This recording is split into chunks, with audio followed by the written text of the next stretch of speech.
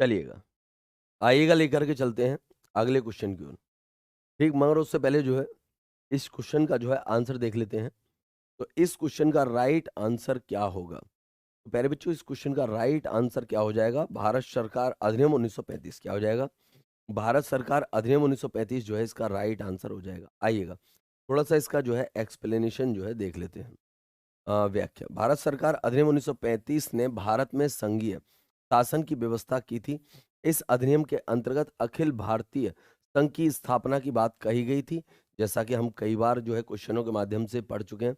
इसमें ब्रिटिश प्रांतोदेशी रियासतों को एक इकाई की तरह माना गया। क्लियर?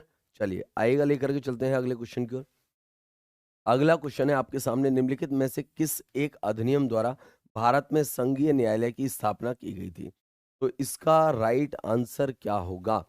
ठीक, ऑप्शन ए है भारत परिषद अधिनियम 1861, ऑप्शन बी है भारत सरकार अधिनियम 1909, ऑप्शन सी है भारत सरकार अधिनियम 1919 और ऑप्शन डी है उपरोक्त में से कोई नहीं। चलिएगा, फटाफट से आंसर कीजिएगा और प्यारे बच्चों इसका राइट आंसर क्या हो जाएगा? उपरोक्त में से कोई नहीं। क्यों हो जाएगा उपरोक्त में से क्यों नहीं? क्योंकि इस भारत के संघीय न्यायालय की व्यवस्था जो है 1935 के एक्ट में जो है की गई थी। ठीक, जो कि हमें यहाँ पर ऑप्शन में जो है देखने को नहीं मिल रहा है, इसलिए इसका राइट आंसर क्या हो जाएगा?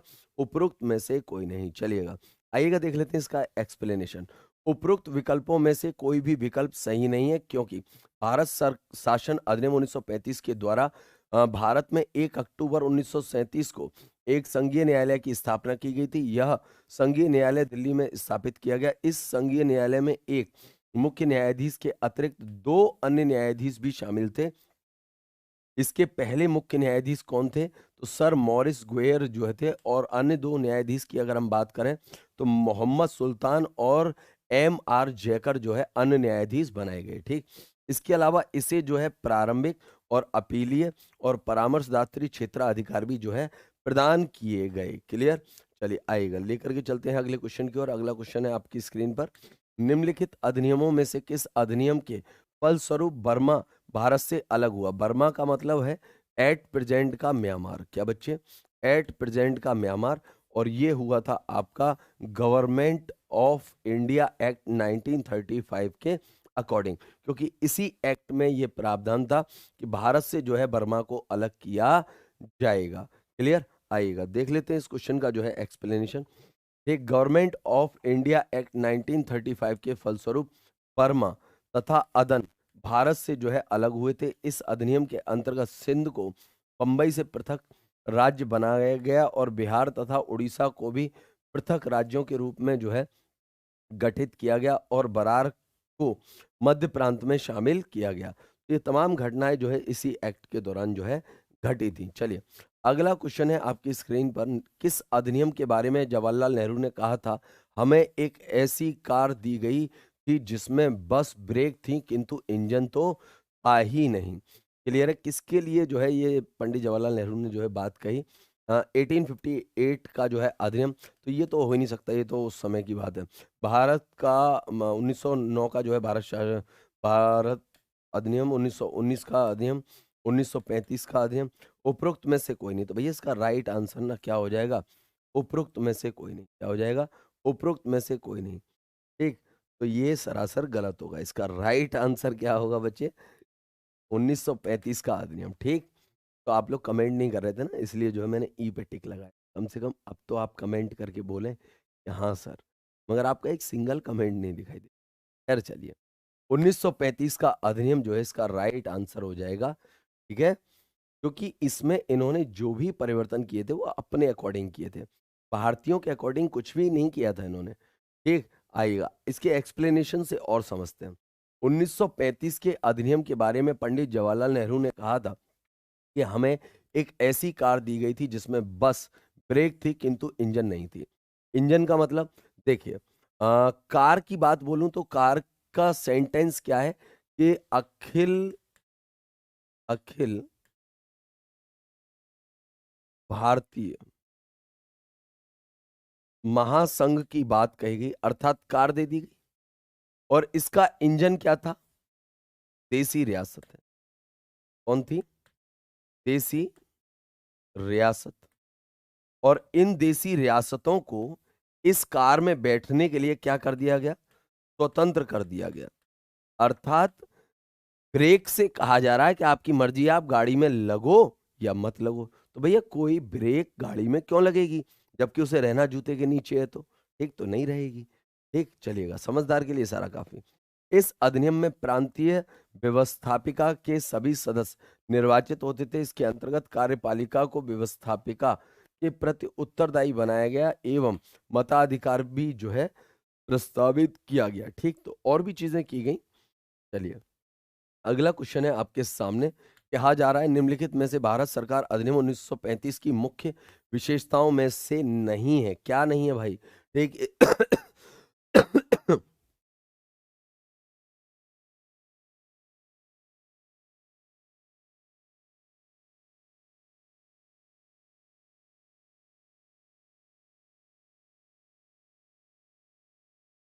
चलिए, तो देखिए यहां पर जो है कह रहा है, यहां पर क्या कह रहा है? तो सबसे पहला कह रहा है,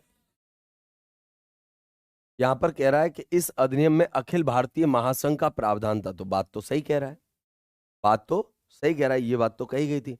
अवशिष्ट विषय जो है प्रांतीय विधायिका को आवंटित किए गए थे। भाई देखो ये बात ना गलत है, क्योंकि अवशिष्ट विषय जो थे वो किसके पास थे? वायसराय के पास थे। किसके पास थे?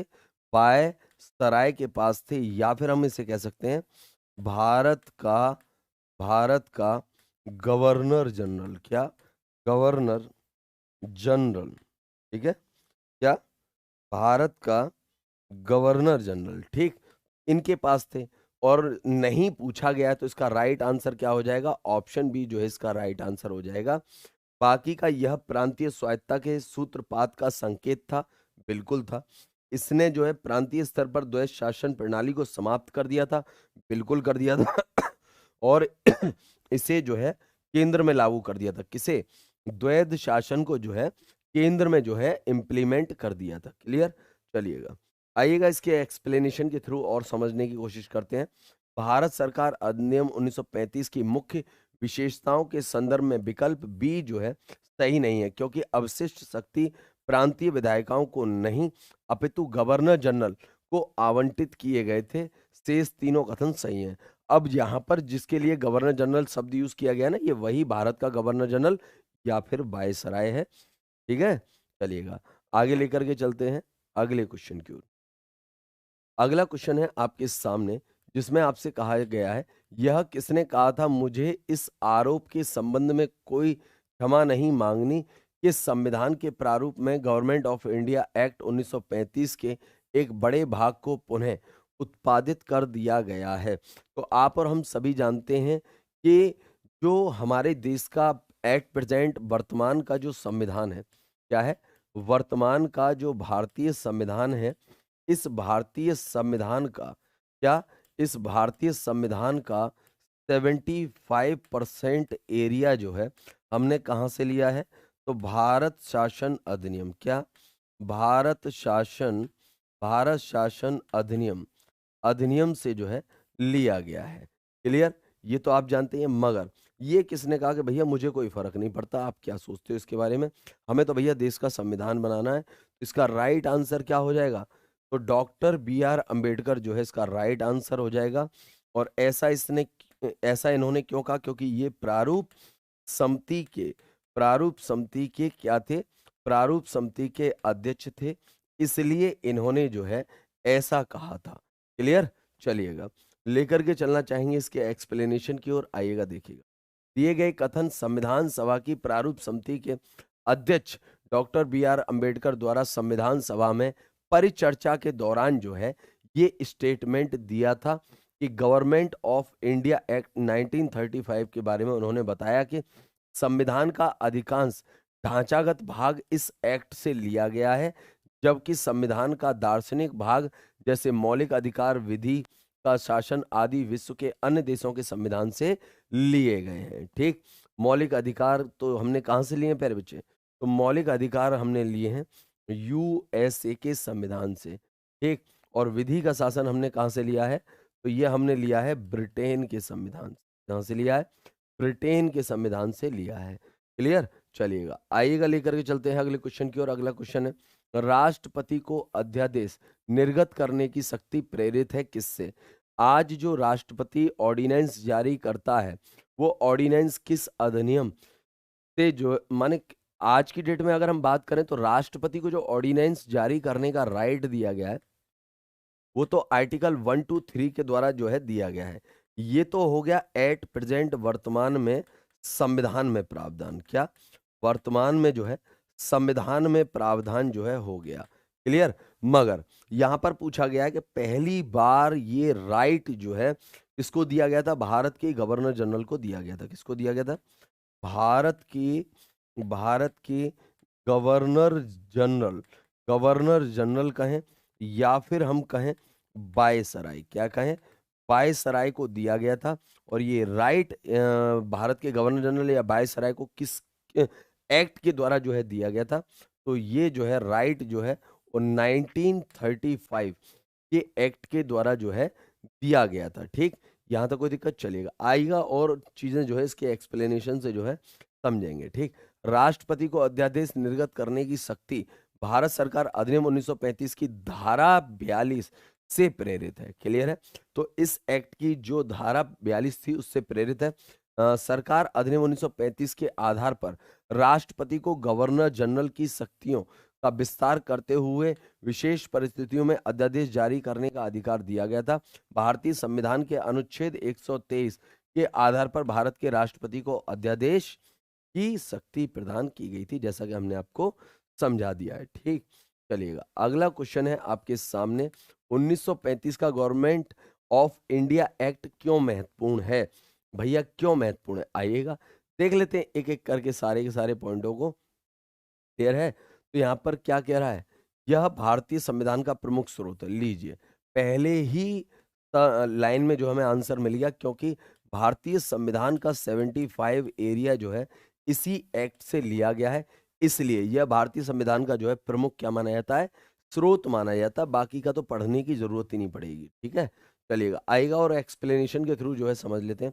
1935 का गवर्नमेंट ऑफ इंडिया एक्ट एक महत्वपूर्ण है क्योंकि यह भारतीय संविधान का महत्वपूर्ण स्रोत है। ठीक, यह अधिनियम पूर्ण उत्तरदायी शासन के गठन एवं भारत के वर्तमान संविधान निर्माण में जो है मील का पत्थर जो है साबित हुआ है। ठीक, चलिएगा आएगा लेकर के चलते हैं अगले क्वेश्चन की ओर। अगला क्वेश्चन है, भारतीय सिविल सेवा के संदर्भ में निम्नलिखित कथनों में से कौन सा कथन जो है सही है? ठीक, तो सही स्टेटमेंट जो है आपसे पूछ रहा है। आइएगा देख लेते हैं कौन कौन से जो है सही स्टेटमेंट है। एक तो पहला कह रहा, भारत सरकार अधिनियम 1919 में भारतीय सिविल सेवकों के लिए एक अलग परीक्षा का प्रावधान किया गया जो भारत में ही होगी। बात तो सही है। भारतीय सिविल सेवा में वर्ष 1941 में भारतीयों का प्रतिशत यूरोप वासियों से अधिक हो गया था। बात तो सही है। तो इसका राइट आंसर दोनों का है, ए नहीं होगा, बी नहीं होगा, और दोनों कहाँ पर है? सी में। तो इसका राइट आंसर क्या हो जाएगा? ए। फर्स्ट और सेकंड जो है दोनों सही है। आएगा और इस चीज को जो है एक्सप्लेनेशन के थ्रू जो है समझते हैं। भारतीय सिविल सेवा के संदर्भ में कथन फर्स्ट और कथन सेकंड जो है दोनों सही है। कैसे? आइएगा देखिएगा। भारत में आधुनिक मेरिट आधारित सिविल सेवा का प्रारंभ 1854 ईस्वी में लंदन में हुआ था। सिविल सेवा आयोग की स्थापना से हुआ था। 1855 ईस्वी में इसके लिए प्रतियोगी परीक्षा लंदन में जो है कंडक्ट कराना जो है प्रारंभ किया गया। भारतीयों की लगातार मांग के पश्चात भारत सरकार अधिनियम 1919 प्रावधान के अनुसार जो है 1922 से भारतीय सिविल सेवा की परीक्षा भारत में जो है होने की जो है घोषणा कर दी गई। और पहली बार ये एग्जाम जो है कहाँ पर कंडक्ट कराया गया? इलाहाबाद में जो है कराया गया। बाद में जो है इसे दिल्ली में कराया गया। ठीक, जब तक जो है आपको ठीक इलाहाबाद शुरुआत में देखने को मिलता, फिर जो है दिल्ली हो जाता है। ठीक, फिर 1930 के दशक के अंत तक यूरोप वासियों की उपलब्धता भारतीय सिविल सेवा में कम होती गई तथा वर्ष 1941 तक इसे सेवा में स्पष्ट रूप से भारतीयों का प्रतिशत यूरोप वासियों से जो है अधिक हो गया था। क्लियर, यहाँ तक कोई दिक्कत? चलिएगा। तो यहाँ पर कहा क्या जा रहा है, सारी चीजें क्या है?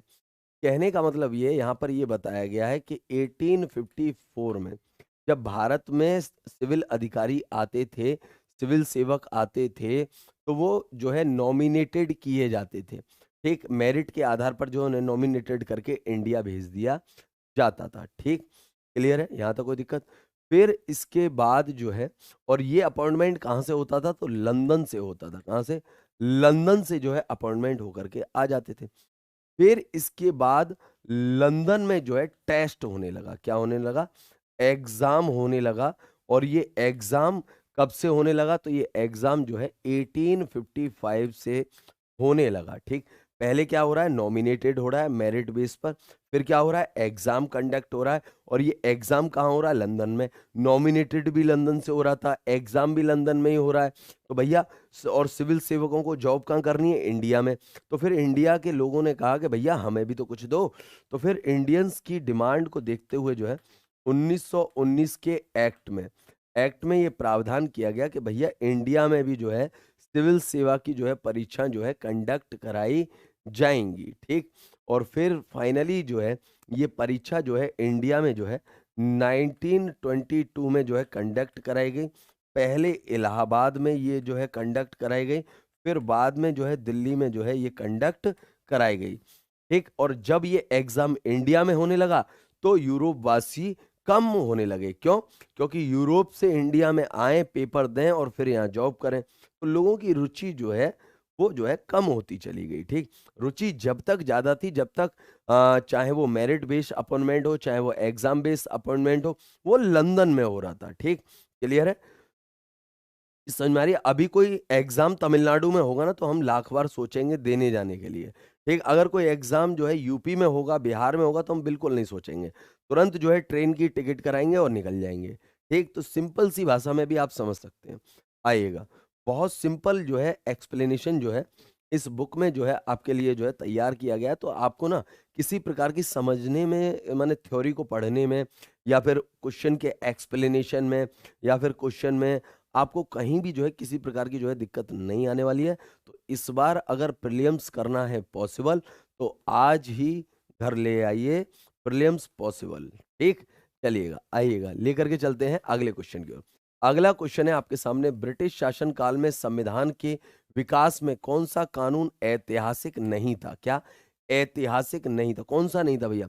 Regulating act 1773, charter act 1833, government of India act 1990 और protection of civil right act 1955। और इसका राइट आंसर क्या हो जाएगा? तो इसका राइट आंसर हो जाएगा protection of civil right act जो है 1995। अब ये ऐतिहासिक क्यों नहीं है ब्रिटिश शासनकाल के लिए? क्योंकि भैया ब्रिटिश शासनकाल जो है वो 1947 में जो है भारत में समाप्त हो गया था। क्या?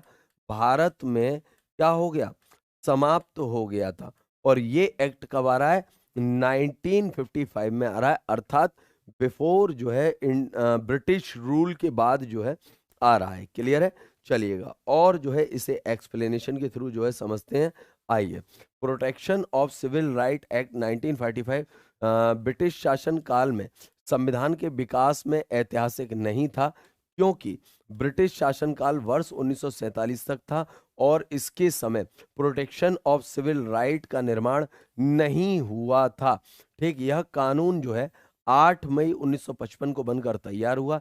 इसके अंतर्गत कुछ ऐसे कार्यों को अपराध घोषित किया जो छुआछूत से संबंधित थे, अनटचेबिलिटी से जो है संबंधित थे। और अनटचेबिलिटी की अगर मैं बात करूं, तो आप जब फंडामेंटल राइट्स पढ़ते हो पार्ट पार्ट थर्ड में, ठीक, तो वहां पर आप जो है राइट टू इक्वलिटी अर्थात समानता का अधिकार पढ़ते हैं। क्या पढ़ते हैं? समानता का अधिकार जो है पढ़ते हैं। और समानता के अधिकार को अगर आप देखें तो ये समानता का अधिकार जो है आपको आर्टिकल 14 से और 18 तक जो है आपको देखने को मिलेगा। और इसी के बीच में एक आर्टिकल आता है, आर्टिकल 17, जिसमें कहा गया है अनटचेबिलिटी पर रोक, अर्थात छुआछूत पर रोक। क्लियर है?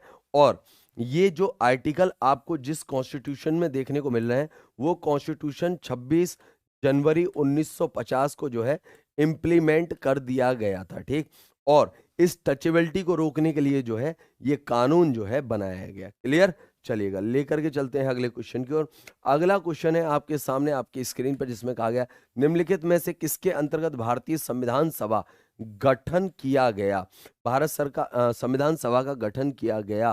तो भैया हमने आपको कई बार बताया है कि कैबिनेट मिशन 1946 के द्वारा जो है भारत में जो है क्या हुआ था, एक संविधान सभा का जो है गठन हुआ था। देखिए क्रिप्स मिशन की अगर मैं बात करूं तो ये तो असफल रहा था। क्या रहा था?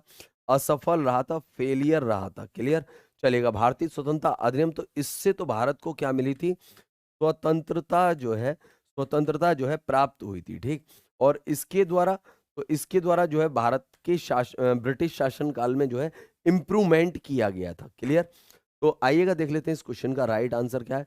तो कैबिनेट मिशन 1946 के अंतर्गत भारतीय संविधान सभा का गठन किया गया। 9 दिसंबर 1946 को डॉक्टर सच्चिदानंद सिन्हा अध्यक्षता में संविधान सभा का गठन जो है किया गया। 11 दिसंबर 1946 को जो है संविधान सभा की बैठक में डॉक्टर राजेंद्र प्रसाद को संविधान सभा का स्थायी अध्यक्ष चुना गया। देखिए प्यारे बच्चे, यहाँ पर अध्यक्षता की बात की जगह पर ना अस्थायी अध्यक्ष कर लें तो ज्यादा बेटर रहेगा, क्लियर रहेगा। ठीक है जी। अस्थायी अध्यक्षता, अस्थायी अध्यक्षता में जो है संविधान सभा का जो है गठन किया गया था। ठीक। तो यहाँ पर अध्यक्षता की जगह अगर आप ये कर लेंगे तो और ज्यादा क्लियरिटी हो जाएगी, आपको समझने में जो है और आसानी हो जाएगी। ठीक। चलिए अगला क्वेश्चन है आपके सामने आपकी स्क्रीन पर, जिसमें कहा गया निम्नलिखित में से कौन कैबिनेट मिशन का सदस्य नहीं था। तो पेंथिक लॉरेंस थे, John Simon, Stafford Cripps, A B Alexander. ठीक। तो स्टैफोर्ड क्रिप्स थे, एबी अलेक्जेंडर थे, तो भैया जॉन साइमन नहीं थे। तो इसका राइट आंसर क्या हो जाएगा? ऑप्शन बी जो है इसका राइट आंसर हो जाएगा। ठीक है जी। कौन नहीं थे? जॉन साइमन नहीं थे। क्लियर? चलेगा। और बात करें यहाँ पर इस कैबिनेट मिशन की, तो ये कैबिनेट मिशन इंडिया में जो है 1946 में आया था। और इस कैबिनेट मिशन को भारत में किसने भेजा था? तो ब्रिटेन के पीएम क्लीमेंट एटली। क्या? क्लीमेंट एटली के द्वारा जो है भारत में जो है भेजा गया था। क्लियर? चलिएगा आइएगा लेकर के चलते हैं इसके एक्सप्लेनेशन की ओर। सर जॉन साइमन जो है कैबिनेट मिशन के सदस्य नहीं थे। और वर्ष 1946 में ब्रिटेन के प्रधानमंत्री एटली, यहाँ पर शॉर्ट में नाम लिख दिया एटली, उनका पूरा नाम है क्लीमेंट एटली। ठीक। भारत में 3 सदस्यीय उच्च स्तरीय शिष्टमंडल भेजने की घोषणा की। इस शिष्टमंडल में ब्रिटिश कैबिनेट के 3 सदस्य lord Pethick Lawrence, sir Stafford Cripps और एबी अलेक्जेंडर, इस मिशन को जो है विशिष्ट अधिकार दिए गए थे तथा इसका कार्य भारत को शांतिपूर्ण सत्ता जो है हस्तांतरित करने के लिए उपायों पर जो है संभावनाएं जो है खोजने के लिए जो है भेजा गया था। और इसके साथ साथ जो है उन्होंने वहां पर जो है संविधान सभा का निर्माण कर दिया। चलिए अगला क्वेश्चन है आपका, कैबिनेट मिशन निम्नलिखित में से किसके लिए भारत भेजा गया था। ठीक। आइएगा तो एक एक करके जो है यहाँ पर सारे के सारे पढ़ेंगे ना, फिर देखेंगे। ठीक। तो पहला कहा गया है एक राष्ट्रीय सरकार की स्थापना करने के लिए, बिल्कुल नहीं। सत्ता के हस्तांतरण हेतु एक संवैधानिक व्यवस्था तैयार करने के लिए, ये सही है। ठीक। पाकिस्तान हेतु जिन्ना की मांग के ब्यौरे पर कार्य करने के लिए, ना। जिन्ना की तो मांग को कैबिनेट मिशन ने अपने कान से निकाल दिया था। हटो भैया, तुम्हारी तो सुननी नहीं है, तुम हो कौन? कौन हो भैया? ठीक। तो इसलिए जो है इसका राइट आंसर हो जाएगा क्या? केवल 2 जो है इसका राइट आंसर हो जाएगा। ठीक। आइएगा और जो है बेहतर तरीके से एक्सप्लेनेशन के द्वारा समझते हैं। कैबिनेट मिशन ब्रिटिश प्रधानमंत्री क्लीमेंट एटली द्वारा ब्रिटिश भारत सरकार से भारतीय नेताओं की शक्तियों के हस्तांतरण के लिए जो है भारत भेजा गया था, मिशन भेजा गया था, जिसका कार्य भारत में सत्ता का हस्तांतरित के लिए जो है संवैधानिक व्यवस्था तैयार करना था, अर्थात कॉन्स्टिट्यूशनल असेंबली का जो है फॉर्मेशन करना था। इसके अलावा कैबिनेट मिशन योजना 16 मई 1946 को जो है कैबिनेट मिशन और वायसराय लॉर्ड वेबिल द्वारा जो है दिया गया था, जिसमें भारतीय राजनीतिक दलों और प्रतिनिधियों के समझौते पर जो है न आने के मद्देनजर भारत के संवैधानिक भविष्य का संबंध में प्रस्ताव शामिल थे। क्लियर है? तो बस ये ध्यान रखिएगा। यहाँ तक अगर आपको कोई चीज जो समझ में ना आई हो आप पूछ सकते हैं। ठीक। क्लियर है? कमेंट सेक्शन के द्वार पट आपके लिए खुले हुए हैं, आप पूछ सकते हैं, कोई दिक्कत नहीं। ब्रिटिश संसद ने भारतीय स्वतंत्रता अधिनियम कब पारित किया था? ब्रिटिश संसद ने भारतीय स्वतंत्रता अधिनियम कब पारित किया था? जनवरी 1947, जून जो है 1947, जुलाई 1947, अगस्त 1947। और इसका राइट आंसर क्या हो जाएगा? तो जुलाई 1947 क्या हो जाएगा? जुलाई 1947। और डेट क्या थी जुलाई की जब उसे पारित किया गया था? तो 4 जुलाई जो थी, क्या थी? 4 जुलाई को जो है पारित किया गया था। और इसे जो स्वीकृति मिली थी वो 18 जुलाई को मिल गई थी। कब मिल गई थी? 18 जुलाई को जो है उसे स्वीकृति मिल गई थी। और फाइनली जो है 14 अगस्त और 15 अगस्त को 2 देशों का निर्माण हुआ, एक भारत और एक पाकिस्तान आएगा। और इसको बेहतर तरीके से जो है एक्सप्लेनेशन के थ्रू समझते हैं, ठीक। ब्रिटिश संसद ने भारतीय स्वतंत्रता अधिनियम 4 जुलाई 1947 को पारित किया, जिसे 18 जुलाई 1947 को जो है ब्रिटिश सम्राट द्वारा स्वीकृत कर लिया गया। इस अधिनियम के परिणाम स्वरूप 14 अगस्त 1947 को जो है और 15 अगस्त 1947 को जो है पाकिस्तान और भारत को जो है स्वतंत्र तथा संप्रभु राष्ट्र जो है घोषित कर दिया गया। और ब्रिटेन में भारत सचिव का पद जो है समाप्त कर दिया गया। तो ये भारत सचिव का जो पद था, जो ब्रिटेन की महारानी या महाराजा, ब्रिटेन की ब्रिटेन के क्राउन ब्रिटेन के क्राउन, ठीक, और जो है भारत के वायसराय कहें या भारत के गवर्नर जनरल के बीच में जो कड़ी होती थी वायसराय नाम की, उसे जो है डिस्ट्रॉय कर दिया गया, अर्थात समाप्त कर दिया गया। क्लियर? चलिएगा। अब प्यारे बच्चे मैं आपको बता देना चाहता हूं कि अगर आप इस बार जो है क्या करना चाहते हैं भाई, इस बार वाकई में ही जो है आप सिलेक्शन लेना चाहते हैं, तो आपको क्या करना होगा? तो आपको कुछ नहीं करना होगा। इस बार प्रीलिम्स पॉसिबल करने के लिए आपको अरिहंत पब्लिकेशन की प्रीलिम्स पॉसिबल सीरीज से जुड़ना होगा। और इससे जुड़ने के लिए आपको जो है मार्केट से जो है भारतीय इतिहास, भारतीय भूगोल, भारतीय राज्य व्यवस्था, भारतीय अर्थव्यवस्था और सामान्य विज्ञान जैसी दमदार कंटेंट और दमदार कलेक्शन की आपको ना नीड है, जिससे कि आप जो है प्रीलिम्स को जो है पॉसिबल बना सकें। और देखिए प्रीलिम्स की अगर मैं बात करूं तो प्रीलिम्स में जो है मोस्टली क्वेश्चन जो है रिपीटेड होते हैं। क्या होते हैं? रिपीटेड होते हैं। और इन सभी बुक्स में जो है प्रीवियस ईयर जो है आपको जो है एक ना बेस्ट टॉपिक वाइज जो है चैप्टर वाइज जो है कलेक्शन जो है वो देखने को मिलने वाला क्या भैया है उसमें, ठीक। चलिएगा। और बाकी का यहाँ पर जो है ऑनलाइन प्लेटफॉर्म के माध्यम से उस थ्योरी को भी जो है बेस्ट तरीके से जो है एक्सप्लेन किया जा रहा है। अगर आपको किताब पढ़कर के कोई चीज समझ में ना आए तो आप हमारी इस क्लास को देख सकते हैं। आपका एक एक पॉइंट जो है क्लियर हो जाएगा।